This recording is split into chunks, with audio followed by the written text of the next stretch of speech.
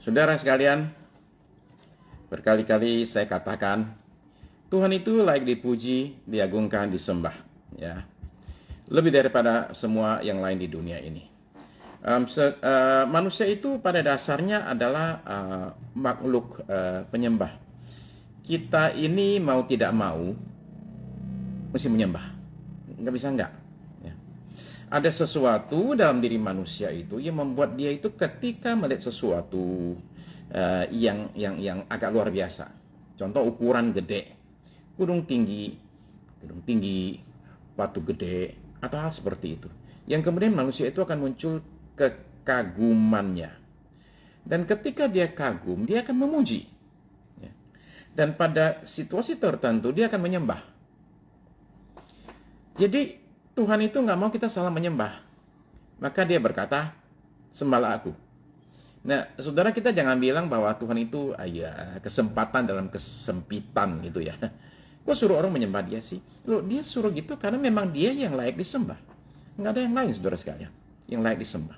Ya, yang benar, yang boleh disembah adalah dia. Ya, karena dia menciptakan semua yang ada, menciptakan saudara dan saya, dan dia berkuasa. Dia di tempat yang maha tinggi, dia berhak menerima nyala, saudara sekalian. Saudara terkasih, sore ini, malam ini, saya masih akan bicara soal iman yang kita sudah bicarakan 2 Selasa yang sudah lalu. Ya. Saya pikir dengan pemahaman saya yang terbatas, saya ingin menyampaikan sesuatu yang mudah-mudahan bisa memberkati saudara dan saya ya.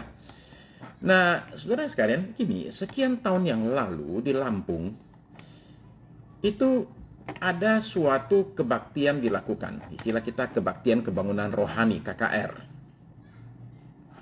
Sementara KKR sedang berlangsung di pinggir jalan raya, di jalan rayanya ada tabrakan. Satu orang naik motor ketabrak oleh mobil dan kemudian orang itu nggak gerak. Meninggal ya. Nah, sewaktu ini orang meninggal, yang datang melihat itu memutuskan untuk lakukan sesuatu yang aneh. Jenazah itu dibawa ke tempat KKR, digotong dan ditaruh di mimbar. Pendetanya cerita ke saya, ya, dia bilang begitu mereka bawa naik itu jenazah itu, jantung saya kayak mau copot, tapi saya nggak bisa menolak. Jadi saya apain? Saya biarin, dia bilang, saya biarin jenazah itu ditaruh aja. Saya khotbah terus, kayak seolah-olah itu jenazah nggak ada. Saya khotbah. Di tengah khotbah mendadak saya merasa iman saya bangkit. Jadi saya bicara sama jenazah itu. Saya suruh itu jenazah hidup lagi. Bangkit lagi. Bangkit benar. Ya. Hidup lagi itu orang. Nah, ini adalah cerita langsung dari si pendetanya ke saya ya. Itu satu kasus. Nah, ada lagi kasus yang lain. Satu orang lagi di rumah sakit. Sakit parah sekali, berat sekali, dokter bilang sudah angkat tangan. Nah, keluarganya itu mendengar ada kebaktian kebangunan rohani dilakukan. Ya. Dan ini keluarganya ini concern sekali dan percaya bahwa kalau saudara saya ini dibawa ke KKR itu dan didoakan, saudara saya ini akan sembuh. Maka pasien itu dibawa ke tempat KKR itu. Dibawa langsung dari rumah sakit dengan izin khusus, lengkap dengan ranjang dan tiang infus. Dibawalah naik ke mimbar. Dan di situ dia meninggal. Saya diteleponin dari atas mimbar dalam keadaan panik. Nah, ya udah, meninggal dan kemudian dikubur. Kenapa ada orang sudah beriman tapi tidak terjadi? Kenapa ada yang dapat sesuatu mujizat, ada yang nggak dapat? Nah, ini menjadi suatu pergumulan banyak orang. Dan kalau saudara-saudara mau jujur aja, saudara pernah ngalami kan? Saudara beriman kan sesuatu dan nggak dapat. Kalau yang nggak dapat itu hal-hal yang nggak penting-penting amat lah ya. Kayak contoh ya, Saudara minta Tuhan kasih tempat parkir ya. Saudara berdoa dengan penuh keyakinan, pasti akan dapat. Sejam kemudian saudara masih ngider di parkiran mall itu. Kayak saya dulu, mau khotbah di satu mall di Jakarta Pusat. Ini mau pelayanan nih, waktunya jam 1. Saya tiba di mall itu, saya ngidar sampai jam 1.45. Sudah waktunya mulai khotbah itu. Baru dapat parkiran, baru pengurus mikir, ini Pak Sukirno kok nggak nongol-nongol ya, ada di mana dia? Mereka telepon, saya bilang saya udah ada hari tadi, ada parkiran. Oh, ngomong dong, katanya kita bisa aturin. Oh, akhirnya dapat tempat. Oke, setelah 45 menit ngidar. Kalau cuman soal parkir nggak dapat, oke lah ya. Tapi kadang-kadang kita bicara sesuatu yang penting buat kita. Dan kita beriman nggak dapat. Itu bisa mengecewakan. Nah, sementara kata Tuhan Yesus, jadilah sesuai dengan imanmu. Loh, kita beriman nih. Anak kita yang sakit sembuh. Kita beriman nih, bahwa usaha kita akan mengalami suatu terobosan nih. Nah, kita beriman nih, supaya situasi kita berubah nih. Kok nggak terjadi sesuai dengan iman kita? Nah, maka khusus malam ini saya mau bicara soal ketika imanmu tidak memberikan apa yang kau yakini. Ya, nggak dapat nih. Ya, apa yang terjadi? Apa yang harus kita perbuat? Nah, saya yakin ada beberapa kemungkinan. Kalau seseorang beriman sekali dan percaya, dan kemudian nggak terjadi, yang terjadi sebaliknya. Kemungkinan pertama adalah begini, saudara sekalian. Kemungkinan yang pertama adalah salah mendengar. Iman itu kan timbulnya itu dari mendengar. Ya. Dan iman yang benar itu, mendengarnya itu bukan sembarang mendengar, tapi mendengar firman Kristus. Ini saudara tahu ayatnya kan? Roma 10 ayat 17. Roma 10 ayat 17 bilang begini, jadi katanya, iman timbul dari pendengaran, dan pendengaran oleh firman Kristus. Jadi pendengaran akan firman Kristus itu akan memunculkan yang namanya iman. Ya. Jadi itu sebabnya saudara-saudara perlu perhatikan apa yang saudara dengar. Ya. Saudara mesti waspadai apa yang saudara dengar. Karena kalau yang saudara dengar adalah yang negatif, imanmu negatif. Itu sebabnya ketika kita itu membaca namanya Mazmur pasal 1 ayat yang 1-3 itu dikasih nasihat. Berbahagialah orang yang tidak berjalan menurut nasihat orang fasik, yang tidak berdiri di jalan orang berdosa, yang tidak duduk dalam kumpulan pencemooh. Kita itu dikasih tahu, jangan pernah kita ini dengerin nasihat. Oke, dengar nasihat orang fasik. Jangan kita ini duduk di kalangan pencemooh, orang yang ngomongnya itu, kerjanya itu mencemooh. Ya, jadi selalu merendahkan, selalu negatif. Yang demikian jangan. Jadi saudara sekalian, perhatikanlah apa yang saudara dengar. Sam Schumann, ini cerita tahun 70-an. Sam Schumann ini didiagnosa terkena kanker liver stadium lanjut. Terima kasih banyak Ibu Linda ya, untuk bantuannya ya, untuk bisa ngetikin ayatnya, thank you. Jadi dia terkena kanker liver stadium lanjut. Nah, dokter yang merawat itu kasih dia waktu hanya beberapa bulan, dia pasti akan meninggal. Dan benar, dokternya nggak salah. Beberapa bulan kemudian, Sam itu meninggal, seperti yang dikatakan oleh dokter. Nah, kejutan baru muncul ketika jenazahnya Sam itu diotopsi. Ternyata dokternya salah. Sam punya tumor, itu kecil sekali, bahasa Inggrisnya tiny, mungil, dan sama sekali tidak menyebar seperti yang dokter katakan. Dokter bilang sudah menyebar kemana-mana, ketika dibedah, dibuka, ternyata nggak nyebar kemana-mana. Dokternya keliru besar. Nah, jadi saya baca perkataan daripada dokter Meador, penelitinya ya. Meador ini bilang begini, Sam Schumann itu mati bukan karena kanker. Dia mati karena dia percaya bahwa dia itu lagi sekarat karena kanker. Terus kata si dokter ini, kalau semua orang memperlakukan Anda seolah-olah Anda sudah mau mati, Anda akan kemakan. Segala sesuatu dalam hidupmu akhirnya hanya berputar di soal saya sebentar lagi akan meninggal. Kena di situ. Nah, jadi hati-hati dengan apa yang saudara dengar. Nah, saya bukan bilang kita hanya mau dengar yang manis-manis saja ya. Nggak mau dengar kabar buruk. Bukan demikian. Ya, bukan demikian. Ya. Sebagian orang itu punya mentalitas burung onta. Saudara tahu burung onta itu kalau dikejar musuhnya, ya kalau dia nggak tahu mau lari kemana, dia memutuskan untuk mengubur kepalanya di pasir. Karena katanya kalau saya nggak lihat berarti nggak ada. Itu adalah mentalitas burung onta. Kalau saya nggak dengar, saya nggak lihat berarti nggak ada. Itu namanya denial, menyangkal realita. Kita tidak demikian, ya. Yang saya maksud adalah saudara perlu hati-hati dengan perkataan yang meruntuhkan iman. Itu yang saudara perlu waspadai. Kata-kata yang meruntuhkan iman, ya. Tuhan Yesus suatu kali diminta mendoakan anak kecil yang dalam keadaan sekarat hampir meninggal. Bapaknya itu namanya Yairus, kepala rumah ibadat orang Yahudi. Ini kejadian di Markus pasal yang ke-5. Nah, sementara mau ke situ itu, ternyata ada satu orang wanita.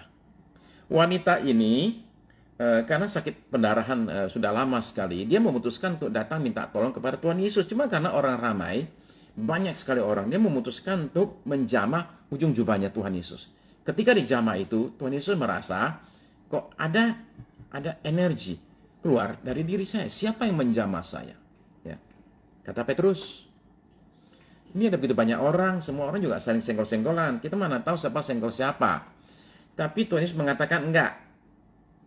Ada yang beda. Ada satu orang menjamah. Saya merasa ada kuasa mengalir keluar dari diri saya. Saudara tahu ya, bahwa ada zaman tertentu yang menyentuh hati Tuhan dan membuat terjadi suatu perubahan. Nah, jadi kemudian ini wanita mengakulah, saya tadi yang jamah. Terus dia ceritalah. Nah, kalau saudara sekarang jadi Yairus, saudara bisa bayangkan nggak betapa gemesnya saudara. Kenapa? Saudara minta tolong Yesus untuk datang ke rumah doain. Ya kan buru-buru, anaknya sudah mau meninggal nih, sekarat. Tahu-tahu di tengah jalan, Yesusnya berhenti, ngobrol sama satu ibu. Kalau saudara jadi Yairus, saudara udah nggak tahu kayak apa rasanya itu. Nah, katanya, kata Alkitab, begini. Markus pasal 5 ayat 35. Markus 5 ayat 35 ya. Markus pasal 5 ayat 35. Sampai ayat yang ke-41. Markus 5 ayat 35 sampai 41. Ketika Yesus masih berbicara, datanglah orang dari keluarga kepala rumah ibadat itu dan berkata, anakmu sudah mati, apa perlunya lagi engkau menyusah-nyusahkan guru? Ayat 36, tetapi Yesus tidak menghiraukan perkataan mereka dan berkata kepada kepala rumah ibadat, jangan takut, percaya saja. Ayat 37, lalu Yesus tidak memperbolehkan seorang pun ikut serta kecuali Petrus, Yakobus, dan Yohanes, saudaranya Yakobus. Ayat 38, mereka tiba di rumah kepala rumah ibadat dan di sana dilihatnya orang-orang ribut, menangis, dan meratap dengan suara nyaring. Sesudah ia masuk, ia berkata kepada orang-orang itu, mengapa kamu ribut dan menangis? Anak itu tidak mati tetapi tidur. Tetapi mereka menertawakan dia. Maka diusirnya semua orang itu. Perhatikan ini penting ya. Diusirnya semua orang itu. Lalu dibawanya ayah dan ibu anak itu dan mereka yang bersama-sama dengan dia masuk ke kamar anak itu. 41. Lalu dipegangnya, mohon maaf ya Bu Linda, sampai 42 ya. Lalu dipegangnya tangan anak itu, katanya, talitakum, yang berarti, hai anak, aku berkata kepadamu, bangunlah. Ayat 42. Seketika itu juga anak itu bangkit berdiri dan berjalan, sebab umurnya sudah 12 tahun. Semua orang yang hadir sangat takjub. Saudara perhatikan, begini, dalam cerita yang saya baca tadi, ada rangkaian penghalang mujizat terjadi. Halangan pertama adalah dari perempuan yang tadi itu, sakit pendarahan itu. Ya. Dia mengganggu perjalanan Tuhan Yesus. Ya. Perjalanan terganggu, tertunda. Halangan yang kedua adalah dari anak buah Yairus Mereka menyampaikan kata-kata ya yang Yesus bilang dicuekin, jangan didengerin. Ya. Nah, kata Yesus kepada Yairus ketika mereka ngomong, anakmu sudah mati, apa perlunya lagi engkau menyusah-nyusahkan guru? Ya, Tuhan Yesus bilang, jangan takut, percaya saja, alias jangan dengerin ini orang.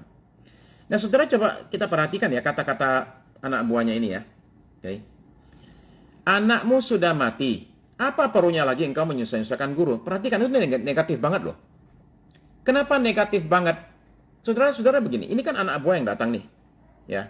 Ini kan kepala rumah ibadat, orang pangkat tinggi. Hamba Tuhan ngetop. Ya, kepala rumah ibadat loh ya. Masa dia ngomongnya begini, anakmu sudah mati. Itu masih nggak apa-apa. Itu namanya fakta. Anakmu sudah mati. Tapi kalimat berikutnya nggak benar. Apa perlunya lagi engkau menyusahkan guru? Loh, kok ngomongnya kayak gitu? Iya kan?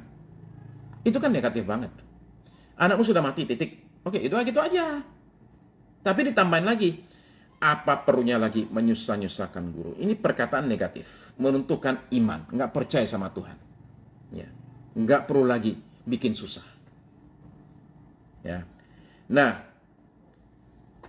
itu yang membuat Yesus itu mengatakan kepada Yairus, jangan takut, percaya saja. Alias, jangan dengerin dia orang. Ya. Nah, itu adalah penghalang yang, saudara perhatikan ya, penghalang yang kedua. Halangan ketiga adalah orang-orang yang di rumah itu lagi nangis meratap, ya lagi ribut. Nah, ketika Tuhan meminta mereka berhenti menangis, mereka harusnya percaya dong. Dan taat, oh iya, oke, kita berhenti nangis. Ketika Tuhan Yesus mengatakan bahwa itu anak lagi tidur, ya, kan dia sama saya menyatakan, saya akan bangkitkan anak ini. Karena ini cuma lagi tidur aja, saya bangunin sebentar. Ya. Nah, saudara jangan memikirkan bahwa Tuhan Yesus itu menyangka realita, ini anak sudah meninggal. Enggak. Saudara sekalian, ya. Karena pada zaman dulu adalah biasa orang meninggal itu dikatakan tidur. Tapi dalam hal ini kuasa perkataan Tuhan Yesus itu bekerja. Ya. Anak lagi tidur, saya akan bangun. Nah, orang-orang itu nggak percaya, mereka malah menertawakan dia. Maka saudara sekarang perhatikan, oke? Ini poin penting. Kenapa dia usir mereka semua keluar? Dia hanya bawa 3 orang, yaitu Petrus, Yakobus, dan Yohanes. Kemudian hanya orang tua daripada anak tersebut. Saudara-saudara sekalian, kalau sudah doa kayak gitu, kuantitas itu nggak penting. Kualitas yang menentukan. Yang berdoa cuma 5 orang nih, tapi percaya semua. Lebih baik daripada yang berdoa 500 orang, sebagian besar kagak percaya. Benar nggak? Mendingan 5 orang yang percaya penuh, beriman penuh, daripada 500 orang separuhnya nggak percaya. Yang nggak percaya ini akan menjatuhkan iman kita dengan kata-kata mereka. Maka ini semua keluar, keluar. Saya bayangkan Yairus, saudara sekalian. Ya. Saya ini bayangkan Yairus ya. Yairus itu ini orang kan rata-rata saudara tuh. Yang lagi nangis-nangis itu tangga semua tuh. Dia usir loh itu. Keluar, pergi semua. Diusir keluar semua, saudara sekalian. Sisalah ini 6 orang ini, saudara sekalian. Tuhan Yesus 3 murid sama orang tua. Ya, yang bisa sepakat, bersehati, dan kemudian palitakum. Ya. Nah, saudara sekalian. Tuhan Yesus bilang, anak ini tidak mati tetapi tidur. Jadi perkataan Tuhan Yesus itu menentukan dan memiliki kuasa mengubahkan realita. Coba dengar baik-baik. Saya selalu mengatakan iman itu tidak pernah menyangkal realita. Iman hanya menyangkal kalau dikatakan realita itu tidak bisa berubah. Nah, perkataan Tuhan Yesus mengubahkan realita. Jadi saudara-saudara sekalian, tolong begini. Mari kita pastikan kita ini dengar suara Tuhan. Bukan dengar yang lain. Yang lain emang ada apa, Pak? Yang lain suara diri sendiri. Ya. Keinginan diri sendiri. Kadang-kadang kita ini yang kita dengarin bukan suara Tuhan, suara diri sendiri. Kadang-kadang kita susah bedain. Oke? Perhatikan Petrus ya. Sebelum dia jalan di air, dia itu nggak langsung terjun ke air. Tuhan, ini jalan di air. Aku juga bisa. Dia lompat. Kelelep dia. Ya. Dia nggak langsung terjun. Dia bilang sama Tuhan Yesus, Tuhan, kalau benar itu Tuhan, coba panggil aku suruh ke sana, jalan di air. Lalu Tuhan Yesus bilang, ya turun. Oke. Nah, jadi yang lain itu, yang 11 itu, ya kadang-kadang suka diomelin tuh, nggak bilang nggak punya iman. Bukan nggak punya iman, kan mereka nggak dipanggil. Kalau Tuhan Yesus tuh bilang gini, Petrus, Yakobus, Yohanes, terus kemudian siapa lagi, Yudas apa sekarang, turun semua. Terus mereka nggak turun, kita omelin. Tapi yang dipanggil cuma satu, Petrus turun. Yang lain jangan mengatakan, dia bisa, kok juga bisa. Nggak begitu. Ya. Nah,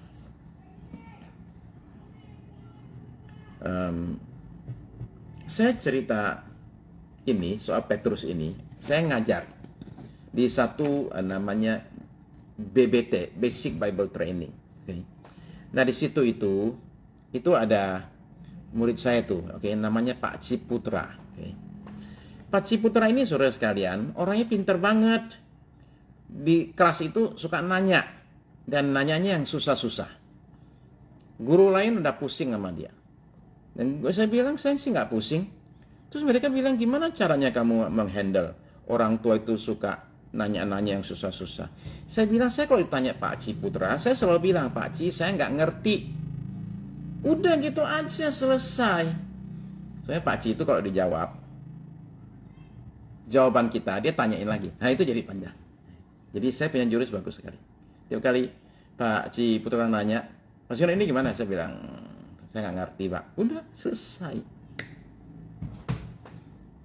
Begini ya. Jadi saya cerita soal Petrus jalan di air. Terus saya kemudian habis kelas, saya diajak Pak Ci makan. Itu kita punya kelas dulu itu di Hotel Citraland kan. Hotel Ciputra, Mall Citraland. Saya diajak makan, habis kelas, ayo ke hotel. Duduk, makan. Diprotes. Saya makan enak, dia protes. Dia bilang begini, Pak Sukirno ngajar jangan begitu dong. Saya bilang, apanya sih? Tadi itu bilangnya gini, yang jalan di air itu cuma Petrus, ya. Jangan begitu dong, dia bilang. Kalau gitu tuh orang jadi nggak beriman. Kamu bisa bilang semua juga bisa. Aduh, ya mesti semua orang juga bisa dong.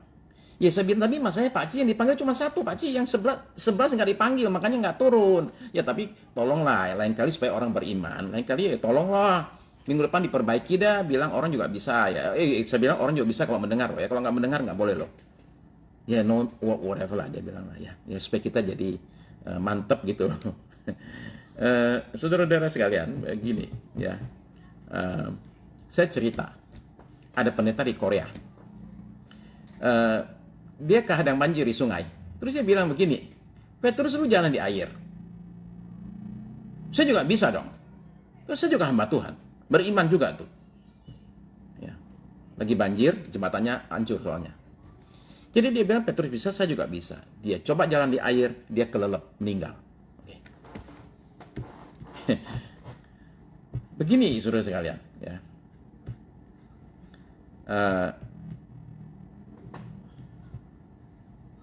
Kadang-kadang ada sedikit masalah menurut saya dengan kesaksian tentang keberhasilan.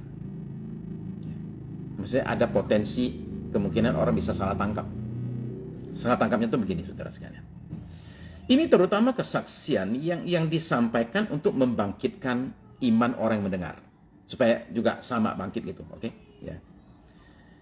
Nah, kesaksian itu aslinya untuk memuliakan Tuhan.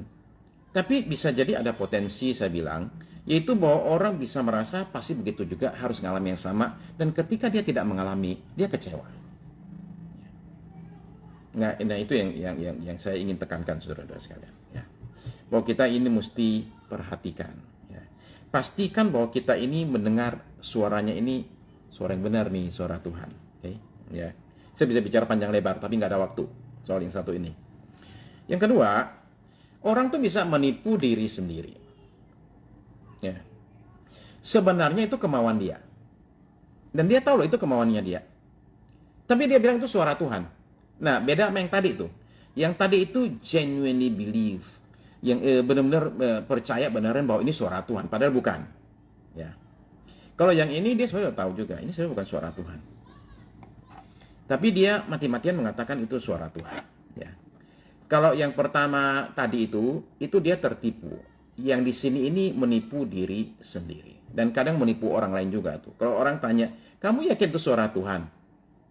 Iya yakin. Padahal dia sebenarnya tahu ini bukan suara Tuhan. Dia tahu ini salah.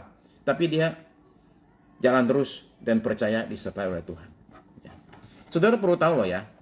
Bahwa yang paling sering menipu kita itu bukan siapa-siapa, tapi diri kita sendiri. Kita ini paling suka menipu diri sendiri. Ya. Saudara tahu ada pendeta di Nigeria ya, namanya Daniel. Nama belakangnya agak ruwet. Ya.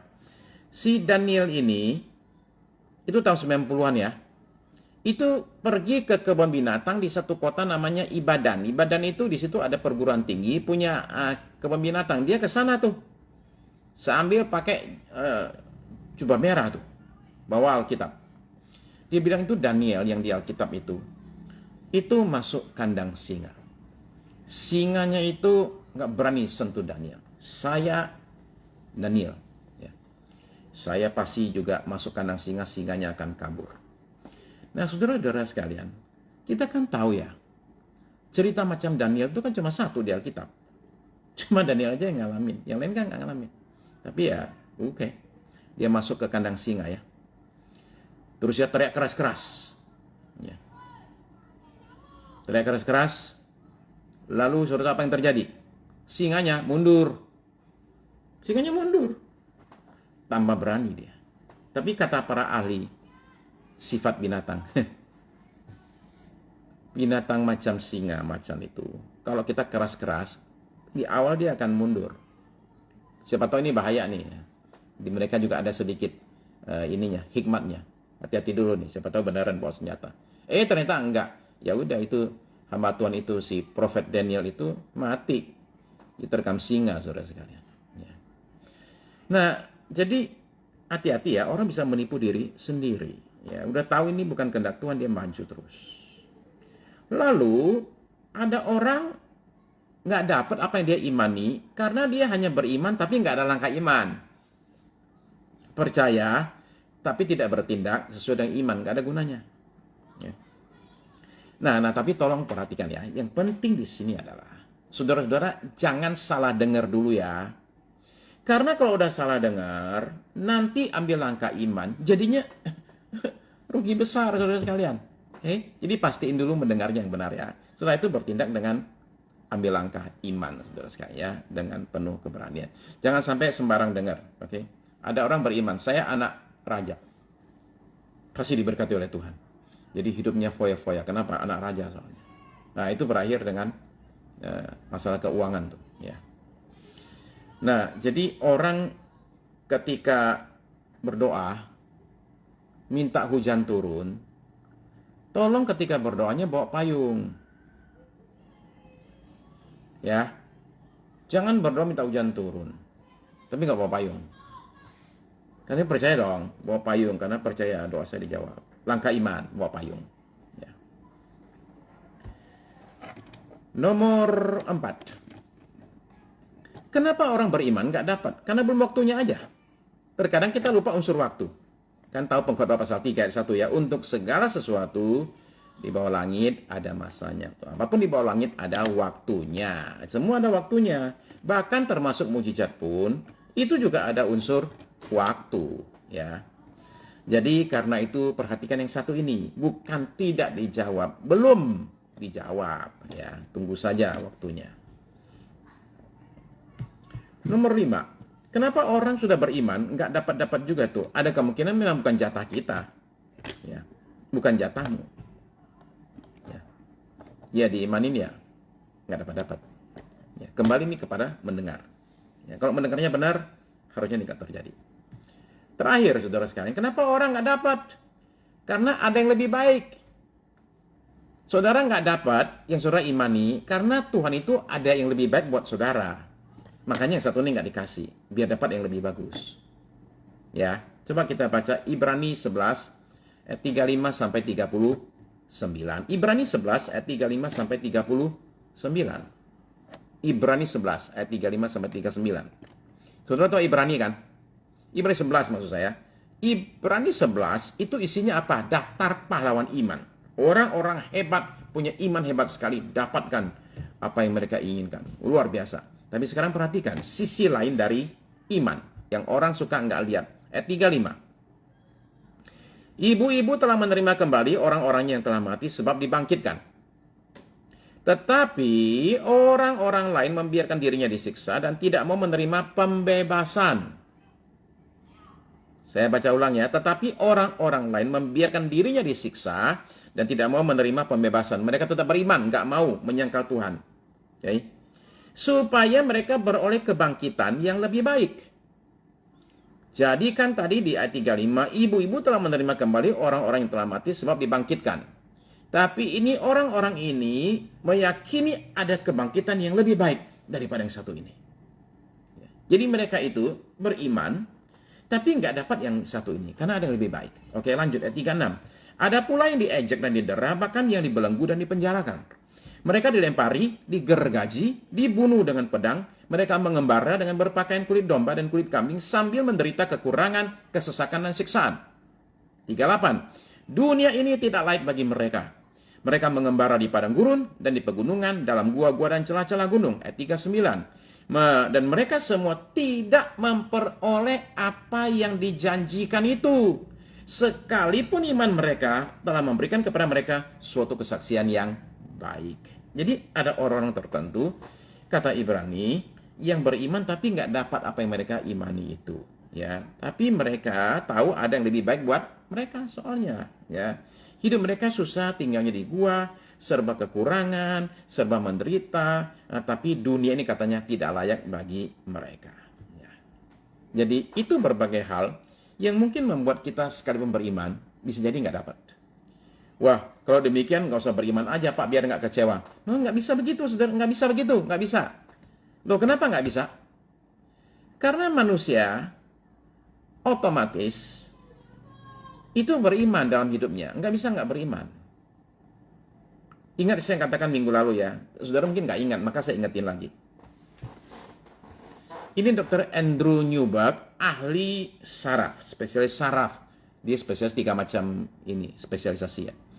Dia karang bukunya dan dia meneliti soal orang berdoa dan otak manusia, hubungannya. Dia penelitian 20 tahun. Dia bilang begini, kehidupan umat manusia itu terlalu ruwet dan terlalu luas untuk di-handle oleh akal kita. Akal kita ini terbatas. Nah, maka kita akan lumpuh kalau nggak ada unsur percaya, iman. Karena otak kita tidak akan sanggup menghadapi realita kehidupan yang terlalu luas itu. Ya. Nah, maka bagian yang kita nggak bisa apa-apa itu, terlalu luas itu, kan kita hanya bisa sebagian kita handle. Yang luas itu nggak bisa dihandle. Nah, yang luas itu, yang kita nggak handle itu dihadapi dengan apa? Dengan iman. Ya, dengan percaya aja. Hal tertentu nggak bisa ngecek, ya udah percaya aja. Ya, hal tertentu di luar batas pemikiran kita, ya udah berserah sama Tuhan aja. Itu dimaksud kenapa kita perlu iman. Nggak mungkin nggak ada iman, saudara-saudara sekalian. Ya, saya kasih contoh lah soal pandemi ini, saudara terkasih. Ya, kita boleh jaga diri kita sedemikian rupa, tapi nggak mungkin 100%. Ya, kecuali kalau saudara mau ngumpet di pulau atau ngumpet di kapal di sana sendirian, nggak ada manusia lain. Selama masih ada manusia lain, kemungkinan besar, saudara sekalian, itu masih ada kemungkinan terpapar. Ya. Katakanlah ada orang ekstrim lah, sembunyi di pulau lah ya. Tapi kan dia juga nggak sendirian. Ada orang-orang menyertai dia. Dia makanan mesti dikirim lah ya. Katakanlah dia di Pulau Seribu gitu, makanan dari Jakarta mesti dikirim. Nah oke lah, katakanlah dia tes semua orang. Yang di pulau dia tes semua seminggu sekali, tes, swab tes. Kemudian orang-orang yang mau kirim makanan pun harus swab tes. Negatif dulu baru boleh. Antar makanan juga yang dikirim harus dites. Semua dites, tes. Ada 3 pertanyaan yang bisa muncul dalam kasus demikian. Satu, berapa lama dia bisa hidup seperti itu? Berapa lama? Setengah tahun, setahun mungkin masih bisa. 2-3 tahun agak berat. 10 tahun. Pertanyaan kedua, berapa lama orang-orang sekitar dia bisa hidup seperti itu? Saya kasih contoh ya. Ratu Elizabeth. Yang kedua, Ratu Inggris. Itu dikelilingi secara khusus oleh orang-orang yang dites, dijaga benar. Itu orang sebut, sampai agak guyon ya, royal bubble. Bubble-nya itu melindungi dia. Jadi orang-orang ini nggak ketemu siapa-siapa, hanya ketemu sama dia saja. Orang-orang ini kalau apapun dites semuanya. Jadi si ratu terlindungi sekali. Nama juga ratu. Tapi saudara mau tahu nggak? 2-3 minggu lalu, para pembantunya ini berontak. Kenapa? Ketika mereka dikasih tahu, kalian nggak bisa pulang untuk Natal nanti, jagain ratu. Mereka bilang nggak bisa. Kita minta pulang. Kaget loh si ratunya itu. Ternyata terjadi pemberontakan gara-gara apa? Ya lu mau gitu hidup macam begitu, oke. Tapi kan kita juga punya keluarga. Jadi mereka bilang nggak bisa, kita Natal kita mau pulang. Ya.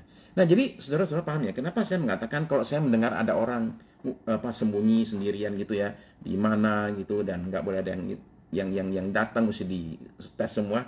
Saya bilang ya 2-3 bulan, setengah tahun masih bisa, tapi bertahun-tahun mana bisa.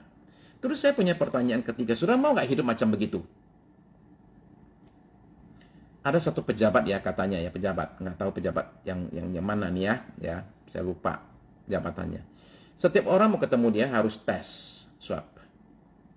Semua orang kalau mau ketemu dia harus swab tes. Kena juga tuh, ya, tetap aja kena.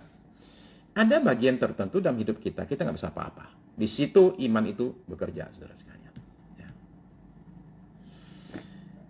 Nah, saya mau cerita ya. Saya tutup dengan cerita ini ya. Ya kira-kira gitulah, itu parno banget itu. Ya. Parno asli parno itu. Ya. Menyedihkan jadinya. Ini cerita ini karena saya di WA oleh satu orang.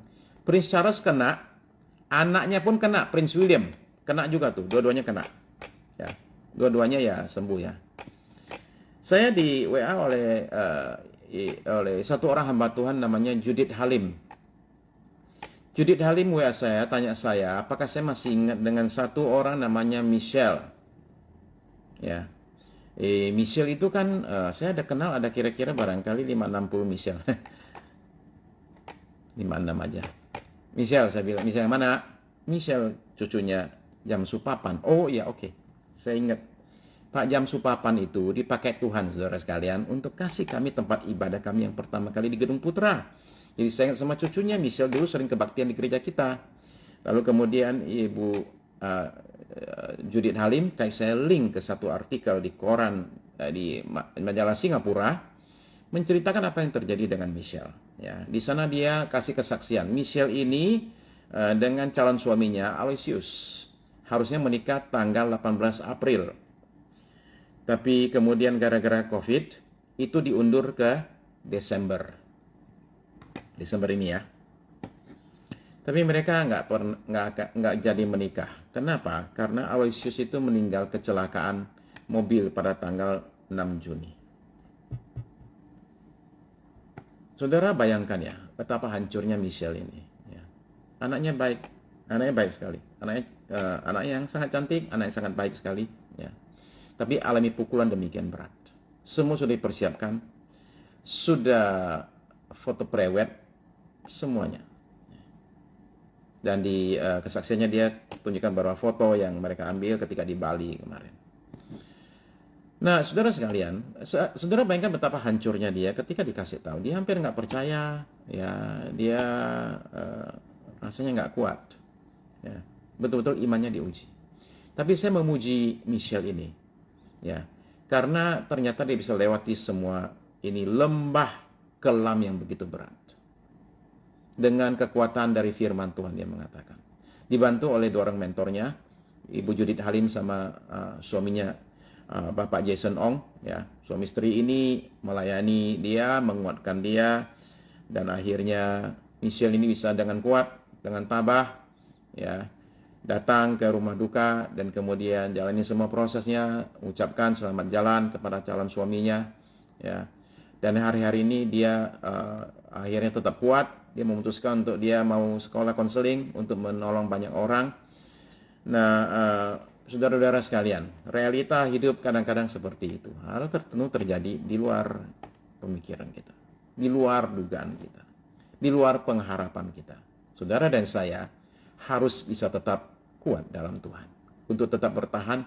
Dan di situ, saudara-saudara sekalian, kita tetap beriman, karena imanlah kekuatan kita juga ketika apa yang kita imani tidak tercapai. Saya ulang ya.